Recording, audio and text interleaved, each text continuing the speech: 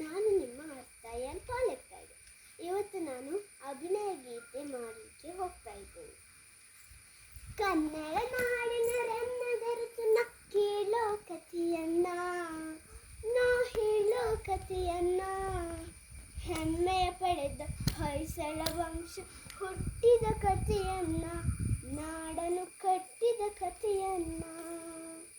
ಕನ್ನಡ ನಾಡಿನ ರನ್ನದರತನ ಕೇಳೋ ಕಥೆಯನ್ನ, ನಾ ಹೇಳೋ ಕಥೆಯನ್ನ, ಹೆಮ್ಮೆಯ ಪಡೆದ ಹೊಯ್ಸಳ ವಂಶ ಹುಟ್ಟಿದ ಕಥೆಯನ್ನ, ನಾಡನ್ನು ಕಟ್ಟಿದ ಕಥೆಯನ್ನ. ಒಂದಾನೊಂದು ಕಾಲದಲ್ಲಿ ಮಲೆನಾಡಿನ ಮಡಿಲಲ್ಲಿ ಅಂಗಡಿ ಊರಿತ್ತು, ಊರಿಗೆ ಚೆಲುವಿನ ಕಳೆ ಇತ್ತು.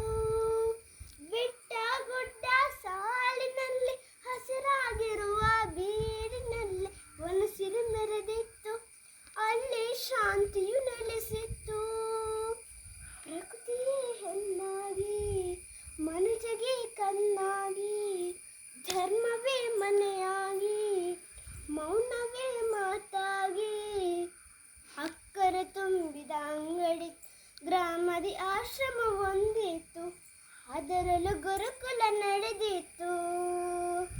ಕನ್ನಡ ನಾಡಿನ ರನ್ನದರತನ ಕೇಳೋ ಕಥೆಯನ್ನ, ನಾ ಹೇಳೋ ಕಥೆಯನ್ನ, ಹೆಮ್ಮೆಯ ಪಡೆದ ಹೊಯ್ಸಳ ವಂಶ ಹುಟ್ಟಿದ ಕಥೆಯನ್ನ, ನಾಡನ್ನು ಕಟ್ಟಿದ ಕಥೆಯನ್ನ.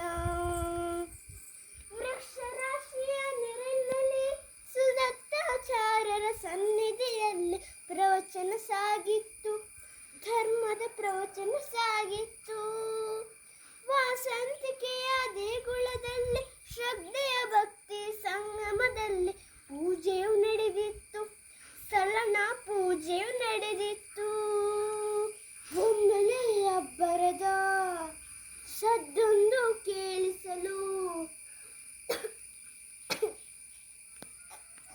ಅಲ್ಲಿದ್ದ ಜನರೆಲ್ಲ ಅಲ್ಲೋಲ ಕಲ್ಲೋಲ. ಹೊಂಬಿಸಿಲೇರುವ ಸುಂದರ ಸಮಾಧಿ ಬಂದಿತು ಹುಲಿಯೊಂದು, ಗರ್ಜಿಸಿ ಗುಡುಗಿತು ಹುಲಿಯೊಂದು.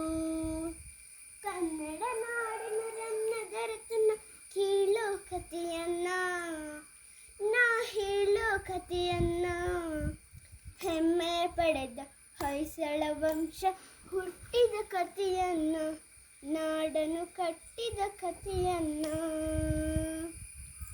ಸುದತ್ತಾಚಾರ್ಯರು ಕಂಚಿನ ಕಂಠದ ಸಲನನ್ನು ಕೂಗಿ ಕರೆದರುವಾಗ ಆಜ್ಞೆ ಮೊಳಗಿತ್ತು, ಗುರುಗಳ ಆಜ್ಞೆ ಮೊಳಗಿತ್ತು. ವೀರಾವೇಶದ ಶೌರ್ಯದಲ್ಲಿ, ಶಿಷ್ಯನ ಸೆಣಸಿದ ರೋಷದಲ್ಲಿ ಹುಲಿಯದು ಕೆರಳಿತ್ತು, ಹಸಿದಿಹ ಹುಲಿಯದು ಕೆರಳಿತ್ತು. ಹೊಯ್ಸಳ ಆಗಸಲ ಹೊರಟಾಗಿ, ಗಂಡುಗಲಿತಾನಾಗಿ, ಧೈರ್ಯದಿ ಹೋರಾಡಿ ಗೆದ್ದನು ಮುಂದಾಗಿ.